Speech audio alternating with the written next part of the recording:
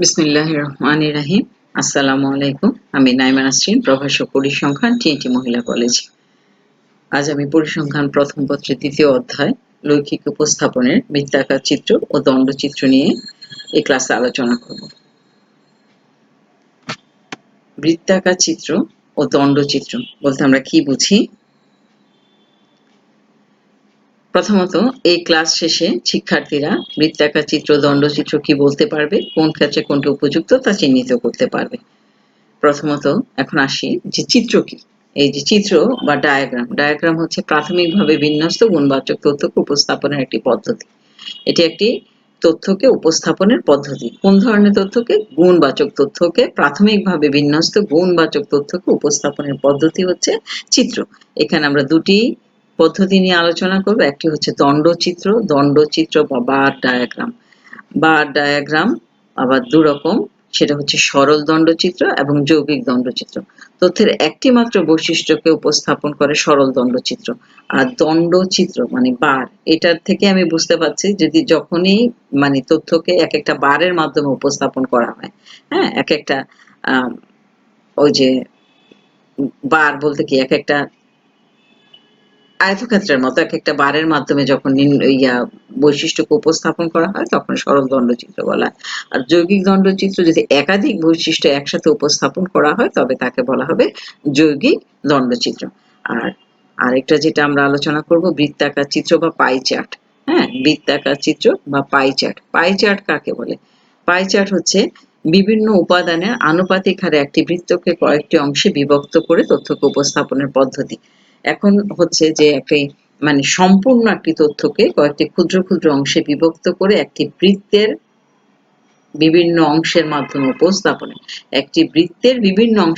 উপস্থাপনের যে পদ্ধতি তাকে বলা হবে বৃত্তাকার চিত্র বা পাই চার্ট। আমি আবার বলছি, বৃত্তাকার চিত্র বা পাই চার্ট হচ্ছে একটি সম্পূর্ণ তথ্যকে কয়েকটি ক্ষুদ্র অংশে বিভক্ত করে সেই তথ্যগুলোকে একটি বৃত্তের বিভিন্ন অংশের মাধ্যমে উপস্থাপনের পদ্ধতি হচ্ছে বৃত্তাকার চিত্র বা পাই চার্ট। এবার আমি আসি যে বৃত্তাকার চিত্র আসলে কিভাবে অঙ্কন করতে হয়। বৃত্তাকার চিত্র বা পাই চার্ট, তার মানে বৃত্তাকার চিত্র করতে গেলে আমাকে আগে বৃত্ত করতে হবে। কিসের? সেটা যেই তথ্যগুলো, সেই তথ্যগুলো যেমন এখানে আমাদের দেয়া আছে যে খাতসমূহ, যে আমাদের একটি পরিবারে আমরা বিভিন্ন খাতে এক মাসে খরচ করে থাকি। তাহলে সেই খরচগুলি বিভিন্ন খাতসমূহ দেয়া আছে: খাদ্য, কাপড়, শিক্ষা, অন্যান্য এবং জমা। তার মানে এছাড়া কিন্তু একটি পরিবারে আর কোনো খরচের খাত থাকতে পারে না। যেহেতু আমি অন্যান্য বলে ফেলেছি, তার মানে খাদ্য বাবদ খরচ, কাপড় বাবদ খরচ, শিক্ষা বাবদ খরচ জমা রেখে আর বাকি যা টাকা সেটা আমরা অন্যান্য, যেটা হতে পারে আমাদের চিকিৎসা, সেটা হতে পারে আমাদের বিনোদন, এ ধরনের বিভিন্ন কাজে আমরা ব্যবহার করে থাকি। হ্যাঁ, তার মানে সম্পূর্ণ তথ্যটা এখানে নিয়ে আসা হয়েছে। এই সম্পূর্ণ তথ্যকে যখন বিভিন্ন ভাগে ভাগ করা হয়, যেমন এই যে সম্পূর্ণ খরচটাকে আমি খাদ্য বাবদ, কাপড় বাবদ, শিক্ষা বাবদ, জমা বাবদ, অন্যান্য বাবদ খরচ করেছি, সেই জিনিসটাকে আমরা এখন কিসের মাধ্যমে উপস্থাপন করব? এই টোটাল জিনিসটাকে আমরা বৃত্তের মাধ্যমে যদি উপস্থাপন করি তবে সেটা হবে বৃত্তাকার চিত্র। এখন বৃত্তের মাধ্যমে উপস্থাপন করতে গেলে কি হবে? আমরা আমাদের মোট খরচটাকে আমরা কয়টা ভাগে ভাগ করেছি? খাদ্য, কাপড়, শিক্ষা, অন্যান্য, জমা। তার মানে ১, ২, ৩, ৪, ৫, ৫টা ভাগে ভাগ করেছি। তাহলে একটা বৃত্তকে আমি মোট খরচটা হবে বৃত্ত, আর বৃত্তটাকে আমি ৫টি ভাগে ভাগ করে উপস্থাপন করব এই তথ্যের আলোকে। তাহলে এই যে বৃত্তকে আমি ৫ ভাগে ভাগ করব, এই ৫ ভাগে ভাগ করা নির্ভর করবে কিসের উপর? আমার তথ্যের উপর। এখানে তথ্যগুলো কি কি দেয়া আছে? 40,000 খাদ্যের জন্য, কাপড়ের জন্য 15,000, শিক্ষার জন্য 20,000, অন্যান্য বাবদ 10,000 এবং জমা আছে আমার 5,000। তার মানে আমার টোটাল খরচ এখানে যা দেয়া আছে সেটা হবে 95,000। কিভাবে? 40 plus 15 plus 20 plus 10 plus 5, total আমার এখানে যা আসবে 90,000। বা 20, 40, 80, 90, হ্যাঁ, 90,000। আচ্ছা, তারপরে বৃত্তের মাধ্যমে উপস্থাপন করতে গেলে আমরা যে বৃত্তকে যে খণ্ডিত করব, তাহলে বৃত্তকে কি দ্বারা পরিমাপ করা হয়? বৃত্তের কেন্দ্রের পরিমাপ হচ্ছে ৩৬০ ডিগ্রি, যে আমরা এখানে দেখতে পাচ্ছি। দেখো, আমরা কিন্তু আমরা কিন্তু দেখতে পাচ্ছি এই যে 360 ডিগ্রি, এই 360 ডিগ্রি কোথা থেকে এসেছে? একটি বৃত্তের কেন্দ্রের পরিমাপ, মোট যে কেন্দ্র মানে কেন্দ্রের যে মানে একটা বৃত্ত, টোটাল বৃত্তটার পরিমাপ হচ্ছে 360 ডিগ্রি। তাহলে এই 360 ডিগ্রিকে আমরা বিভিন্ন অংশে ভাগ করব। তাহলে কিভাবে করব?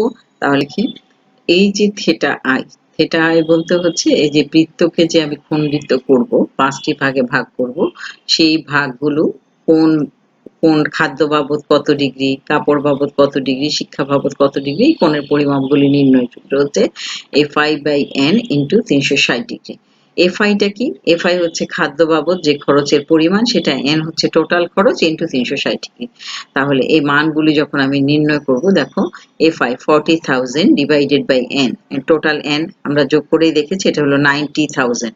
40,000 ডিভাইডেড বাই 90,000 ইন্টু 360 ডিগ্রি, এটা যদি আমি করি তাহলে উপরে থাকবে 4, নিচে 9, 4 নং 36, 4 4 16, 160 ডিগ্রি। হ্যাঁ, দেখো কিভাবে হয়।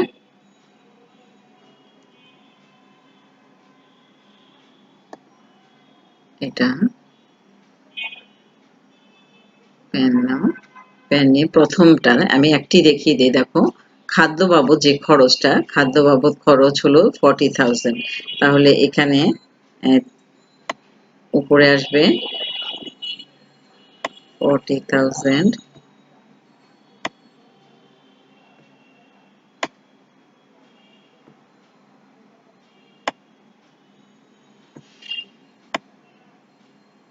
টোটাল নিচে হবে 90,000,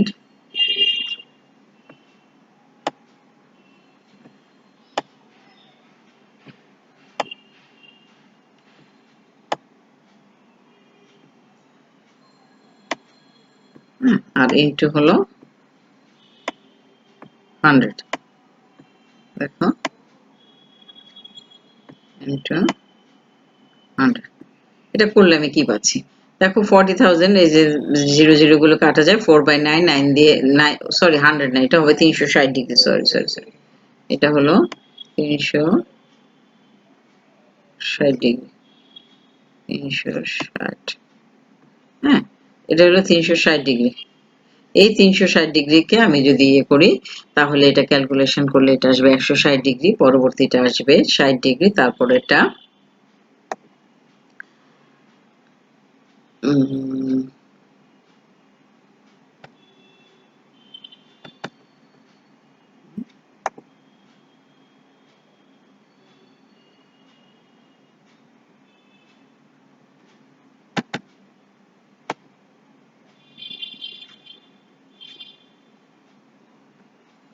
আচ্ছা, তাহলে কোণগুলো কি কি আসলো? 160 degree, 60 degree, 80 degree, 40 degree, 20 degree.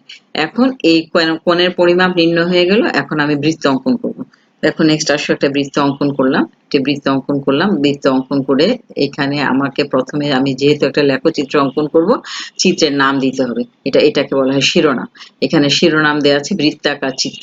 কি করতে হবে? বৃত্তাকার চিত্র। আর দেখো, এই যে এখানে কিছু এই যে স্কেলগুলি দেয়া আছে আরকি। এটা আমি পরে তোমাদের বুঝাচ্ছি। এখানে কি দেয়া আছে, এক্সিস এ কোথায় কি পরিমাণ, কোন শেডটা, কোন শেড দ্বারা কি বুঝাচ্ছে। যেমন এই যে খাদ্য, সবুজ শেড দ্বারা বুঝাচ্ছে, তাই না? কাপড় নীল শেড দ্বারা শিক্ষা। তাহলে আর একটা বৃত্ত যখন আমরা অঙ্কন করব, খেয়াল করবে বৃত্তের, আচ্ছা ঠিক আছে, আমি অঙ্কন করে দেখাই। প্রথমে 160 ডিগ্রি, আমরা একটা বৃত্তর কেন্দ্র, একটা বৃত্ত এখানে আমি পুরোটা আমি করে রেখেছি বৃত্তাকার চিত্র, কিন্তু কিভাবে করতে হয় সেটা আমি দেখিয়ে দিচ্ছি। প্রথমত তোমরা কম্পাসের সাহায্যে একটি বৃত্ত অঙ্কন করবে। বৃত্ত যখন কম্পাসের সাহায্যে অঙ্কন করা হবে, তখন তোমরা একটি কেন্দ্র পেয়ে যাবে। যেমন এখানে একটি কেন্দ্র দেয়া আছে। এরপর বৃত্তের কোণ পরিমাপ করার জন্য আমাদের কি লাগবে? প্রটেক্টর বা চাঁদা। কি লাগবে? প্রটেক্টর বা চাঁদা। তাহলে একটি চাঁদা আমরা এখানে নিয়ে আসি।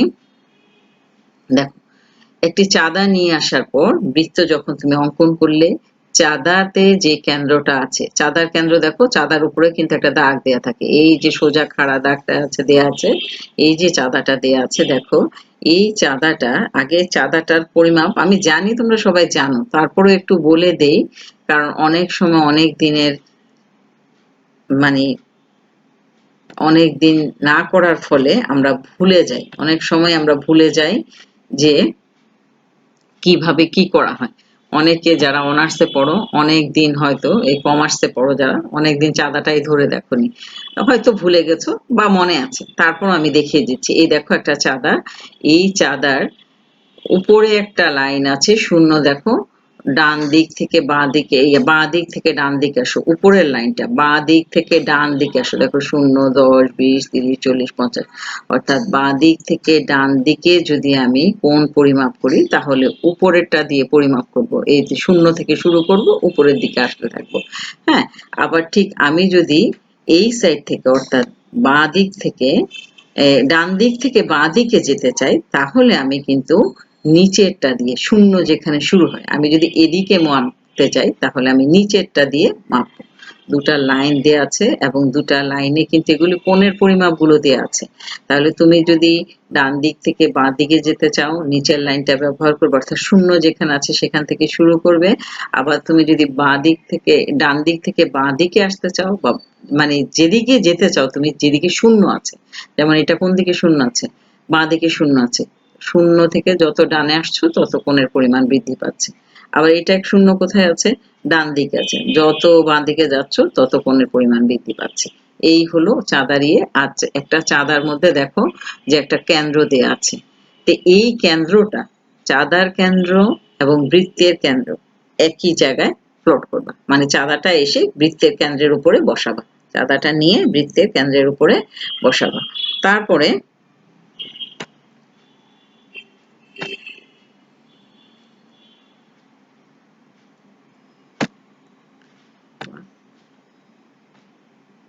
যন্ত্রণা,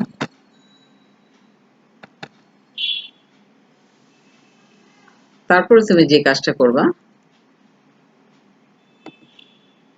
আচ্ছা চাঁদাটা এনে বৃত্তের উপরে বসালাম। এখন তোমার প্রথম কাজ কি, 160 ডিগ্রি পরিমাপ করা। 160 ডিগ্রি পরিমাপ করতে গেলে দেখো বৃত্তের উপরে বসানোর পর বৃত্তটা আমি এমন ভাবে প্লট করেছি যে চাঁদাটা আমি বৃত্তের উপরে এমন ভাবে প্লট করেছি যে বৃত্তের এখানে যে বৃত্তের কেন্দ্র এবং বৃত্তের কেন্দ্র এবং চাঁদার কেন্দ্র একই জায়গায় বসিয়েছি। তারপর এখান থেকে এখানে তুমি 0 যেখানে আছে 0 থেকে 160 ডিগ্রি, তাহলে 0 যেহেতু এখানে ডান দিকে আছে, ডান দিক থেকে তুমি বাঁ দিকে যাও, 160 ডিগ্রি, দেখো 160 ডিগ্রি কোথায় আছে, 160 ডিগ্রি এই জায়গায় আছে। এই বরাবর এই যে দাগ বরাবর একটি বিন্দু দাও, দাগ বরাবর একটি বিন্দু দাও, দেখো দাগ বরাবর একটা বিন্দু আমরা প্লট করলাম। ঠিক এইখানে তো 160 ডিগ্রিতে, এখানে তো 0 ডিগ্রির জন্য একটা বিন্দু লাগবে, দেখো এই 0 বরাবর একটি বিন্দু দিলাম। বা তুমি কি করতে, হ্যাঁ এই 0 বরাবর একটি বৃত্ত দিলাম। এখন এই বিন্দু আর এই যে এই 0 বিন্দু এবং এখানে যে বিন্দু, এই দুইটা বিন্দু কেন্দ্রের সাথে যুক্ত করে দিলে যে কোণটা উৎপন্ন হবে সেটাই হচ্ছে 160 ডিগ্রি। আমি কি বোঝাতে পেরেছি?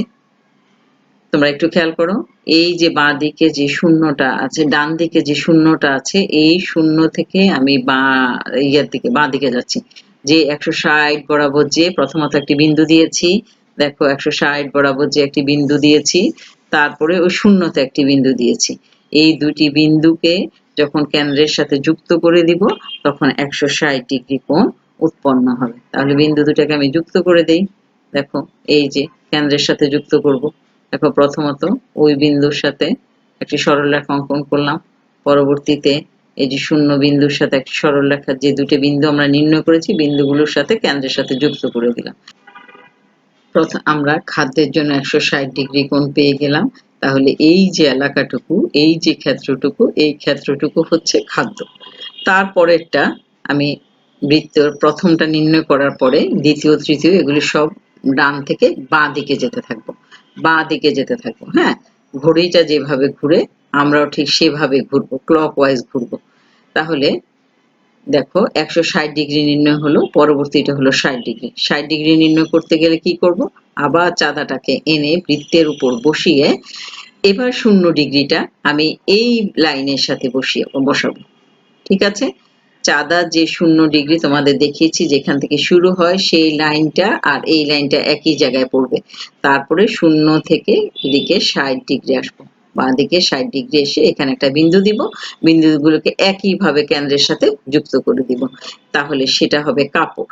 দেখো কাপড় এই যে নীল রং দেওয়া আছে। পরবর্তীটা 80 ডিগ্রি। 80 ডিগ্রি কি করব, চাঁদাটা কেন্দ্রের উপস্থাপন করব এবং কেন্দ্রে চাঁদার 0 ডিগ্রি, চাঁদা 0 ডিগ্রি এই রেখার সাথে মিলে যাবে। হ্যাঁ, এই রেখার সাথে মিলে যাবে। এই রেখা থেকে আমি 80 ডিগ্রি বাঁয়ে যে বিন্দু পাবো, সেই বিন্দুটা চিহ্নিত করে সেই বিন্দু এবং কেন্দ্রকে যখন সংযুক্ত করে দিব, তখন এখানে 80 ডিগ্রি কোণ উৎপন্ন হবে এবং এই এলাকাটা তোমার শিক্ষাকে নির্দেশ করবে। ঠিক একইভাবে পরবর্তীটা অন্যান্য 40 ডিগ্রি এবং তার পরবর্তীটা জমা 20 ডিগ্রিকে নির্দেশ করবে। আর এইভাবে আমি যখন অঙ্কন করব, তখন আমার পুরো চিত্রটাই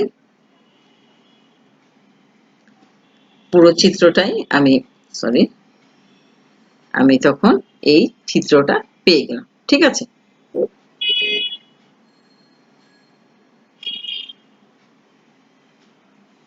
এভাবে অঙ্কন করলে আমি যে চিত্রটা পাবো তাকে বলা হবে বৃত্তাকার চিত্র। আমি আশা করি তোমরা বুঝতে পেরেছো, এবং যখন একটা চিত্র অঙ্কন করা হয় তখন তার শিরোনাম দিতে হয়। আমরা দিয়েছি শিরোনাম, এবং পরে কোন জায়গাটা কোনটাকে নির্দেশ করে সেটা চিহ্নিত করে দেখিয়ে দিয়েছি। এভাবেই তোমরা বৃত্তাকার চিত্র নির্ণয় করবে। ঠিক আছে? পরবর্তীতে আসো দণ্ডচিত্র। দেখো দণ্ডচিত্র কিভাবে নির্ণয় করা যায়। দণ্ডচিত্র এখানে যেহেতু ইয়েটা দেয়া আছে, যে ডেটাটা দেয়া আছে, 5টি দেশের নাম দেয়া আছে এবং সেই দেশের জন্মহারগুলো দেয়া আছে। বলা হচ্ছে যে এই তথ্যটিকে, এই যে তথ্যটা দেয়া আছে তথ্যটিকে দণ্ডচিত্রের মাধ্যমে প্রকাশ করো। তাহলে দণ্ডচিত্র অঙ্কন করতে গেলে আমরা বলছি দণ্ড মানে বার। এই দেখো একটা বার, বার কি হয়, চ্যাপ্টা চ্যাপ্টা, তাই না? এই যে স্বর্ণের বার বলে, যে তোমরা দেখেছো বারগুলি দেখতে এরকম চ্যাপ্টা চ্যাপ্টা হয়ে থাকে। এই যে মিশর, ইউএসএ, বাংলাদেশ, জাপান, জার্মান, এগুলি এক একটি গুণবাচক তথ্য, এক একটি দেশ। তাহলে এক দেশের সাথে আরেক দেশের কোনো মানে কেউ অ্যাডজাসেন্ট থাকবে না। দণ্ডচিত্র যখন প্রত্যেকটি দণ্ডের মাঝে একটা নির্দিষ্ট পরিমাণ গ্যাপ থাকবে। তোমরা খেয়াল করো গুণবাচক তথ্যটা, গুণবাচক যে তথ্য অর্থাৎ দেশ সবসময় থাকবে, দেশ না, গুণবাচক যে তথ্যটা সেটা দেয়া থাকবে এক্স অক্ষে। আর এই তথ্যের ভিত্তিতে যে বৈশিষ্ট্যটা দেয়া আছে, যেমন এখানে যে জন্মহার দেয়া আছে, বিভিন্ন দেশের জন্মহার, হ্যাঁ, এই জন্মহারগুলো আমরা ওয়াই অ্যাক্সিসে, এটা জন্মহার হতে পারে, এটা মৃত্যুহার হতে পারে, এটা মাথাপিছু আয় হতে পারে। মানে এই গুণবাচক তথ্যকে যে বৈশিষ্ট্যের ভিত্তিতে শ্রেণীবিভাগ করা হলো, গুণবাচক তথ্যটা ছিল দেশ, এটাকে আমি শ্রেণীবিভাগ করলাম। কেন শ্রেণীবিভাগ করলাম? যে জন্মহার বিভিন্ন দেশের বিভিন্ন, সেই জন্য দেশগুলোকে ভিন্ন করেছি, তাই না? এই তথ্যের পরিমাণটা থাকবে ওয়াই অ্যাক্সিসে আর গুণবাচক তথ্যটা থাকবে এক্স অ্যাক্সিসে।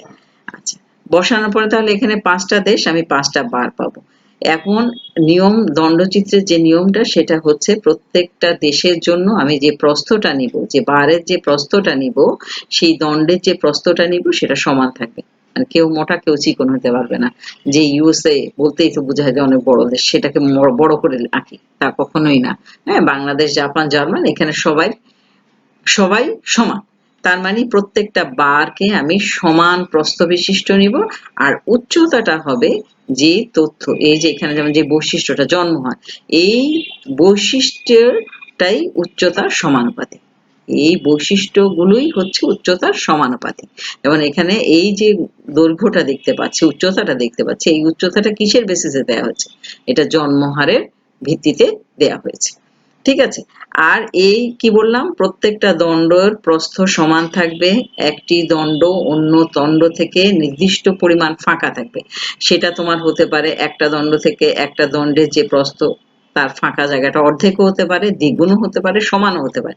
কিন্তু প্রত্যেকটা দণ্ড, একটি দণ্ড অন্যটা থেকে সমান দূরত্বে থাকবে, তাহলে সেটা দেখতে সুন্দর লাগবে।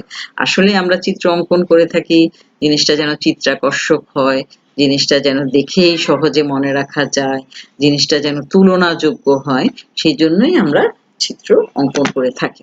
হ্যাঁ, এই জন্যই আমরা বলছি যে বারগুলো সব সমান করব, বারগুলো একটা থেকে একটার গ্যাপ সমান থাকবে। আর এই যে বারগুলোর যে উচ্চতা, এগুলো কম বেশি হবে। এগুলো কম বেশি হওয়ার কারণই হচ্ছে যে বৈশিষ্ট্যের সাপেক্ষে আমি তথ্যগুলোকে শ্রেণীবিভাগ করেছিলাম, সেই বৈশিষ্ট্যগুলো হচ্ছে এই বারগুলোর দৈর্ঘ্যের সমানুপাতিক। ঠিক আছে? আর তারপরে তো আর এখানে কিছু বলার নাই। প্রত্যেকটা দেখো আমরা 5টি দেশ মিশর, ইউএসএ, বাংলাদেশ, জাপান, জার্মান, এই যে প্রস্থটা এটা তোমরা তোমাদের খুশি মতো নিয়ে নিবে এবং এই যে উচ্চতাগুলো এখানে দেখো 0.10 মানে স্কেল দিয়ে তুমি ধরো না প্রতি ইঞ্চি পর পর একটা দাগ দিয়ে নাও। দাগ দিয়ে নিয়ে 0, 10, 20, 30, 40 তোমার যেহেতু হাইয়েস্ট 55 পর্যন্ত আছে আমরা 60 পর্যন্ত দাগাঙ্কিত করলাম। তারপরে প্রত্যেকটার জন্য এক একটা করে বার অঙ্কন করলাম। এই বার ডায়াগ্রামের যে তথ্যটা দেখো তথ্যটাকে প্রত্যেকটা বারের উপরে লিখে দিয়েছি এবং নিচে দেশের নামগুলো লিখেছি, এই পাশে আমরা জন্মহারগুলো লিখেছি। আর এটা কিসের চিত্র? এটা দণ্ডচিত্র, এই জন্য এটা শিরোনাম লিখেছি দণ্ডচিত্র। আর এখানে এই যে তথ্যটা দেশ কি জন্মহার অর্থাৎ একটি বৈশিষ্ট্যকে রিপ্রেজেন্ট করে, এই জন্য এটা হচ্ছে সরল দণ্ডচিত্র। ঠিক আছে, পরবর্তী আমি আসি যৌগিক দণ্ডচিত্র। যৌগিক দণ্ডচিত্র দেখো আমরা তথ্যটা দেখলেই বুঝবো এটা কি সরল না যৌগিক হবে। যেমন দেশের দুটি বৈশিষ্ট্য দেয়া আছে। প্রতিটি দেশে দুইটি বৈশিষ্ট্য, একটা জন্মহার একটা মৃত্যু হার দেয়া আছে। তার মানে একাধিক বৈশিষ্ট্য যখন দণ্ডচিত্রের মাধ্যমে উপস্থাপন করা হবে তখন সেই দণ্ডচিত্রটাকে বলা হবে যৌগিক দণ্ডচিত্র।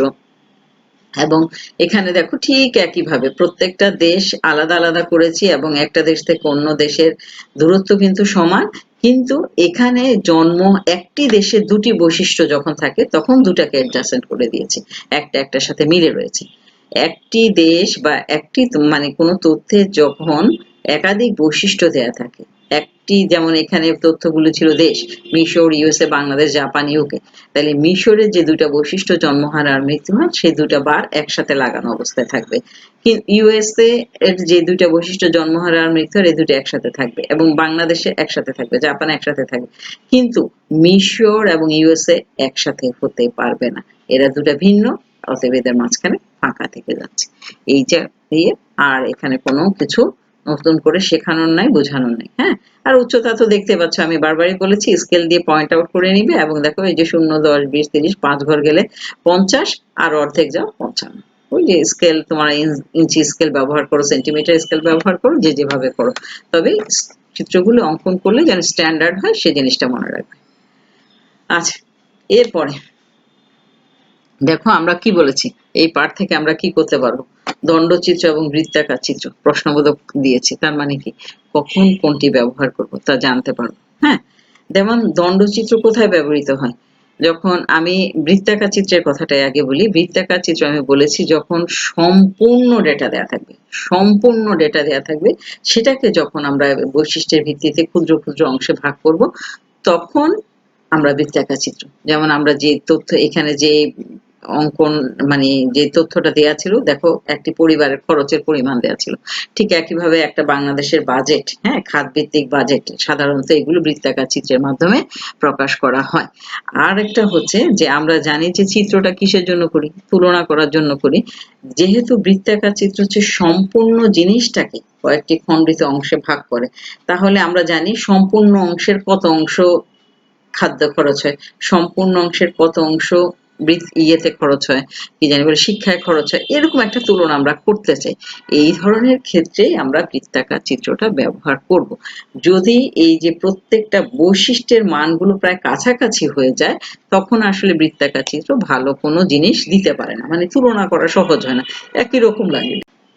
বৃত্তাকার চিত্র তো বললামই মানে বেশি থাকলে ব্যবহার করা যাবে না। আর দণ্ডচিত্র আমরা কখন ব্যবহার করব, যখন মানে বেশি বৈশিষ্ট্য দেয়া থাকবে, বৈশিষ্ট্য অনেকগুলো বৈশিষ্ট্য একটি বৈশিষ্ট্যকে অনেকগুলো অংশে বিভক্ত করা হবে এবং সেটা পুরো সম্পূর্ণ জিনিসটাকে, যেমন আমরা একটু আগে যে উদাহরণটা দেখিয়েছি যেটা দিয়ে আমরা দণ্ডচিত্র অঙ্কন করেছি, সেখানে দেখেছি 5টি দেশের তথ্য দেয়া আছে, কিন্তু পুরো বিশ্বে তো দেশ 5টি না, তাই না, সম্পূর্ণ সেখানে, তার মানে সম্পূর্ণ তথ্য এখানে দেয়া নেই, আংশিক তথ্য দেয়া আছে এবং এই আংশিক তথ্যের ভিত্তিতে আমি চিত্র অঙ্কন করেছি।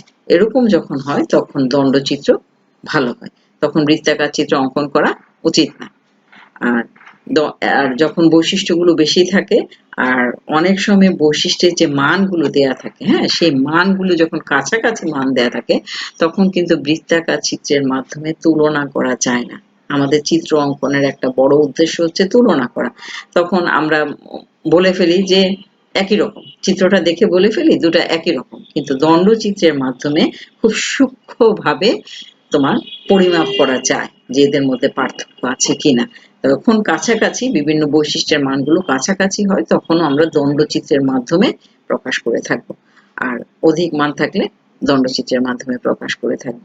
এই হচ্ছে বৃত্তাকার চিত্র এবং দণ্ডচিত্র ব্যবহারের জায়গাগুলো, কোথায় কোনটি কখন ব্যবহার করব। আশা করি তোমরা বুঝতে পেরেছ। সবাই আজকের ক্লাসটি আমি এখানেই শেষ করব। সবাই ভালো থাকবে, সুস্থ থাকবে। এইভাবে আমরা যে ক্রান্তিকালটা পার করছি এই দিন একদিন শেষ হবে। আমরা সবাই আগের মতো হাসবো, আগের মতো জীবনযাপন করব। আমরা আবার আমাদের ক্লাসে ফিরে আসব। এই সময়টুকু আমরা এভাবেই ক্লাস করব এবং ক্লাসে মনোযোগী থাকবো। সবাই ভালো থাকবে, সুস্থ থাকবে। সবার মঙ্গল কামনায় আজকে এখানেই শেষ করছি। ধন্যবাদ।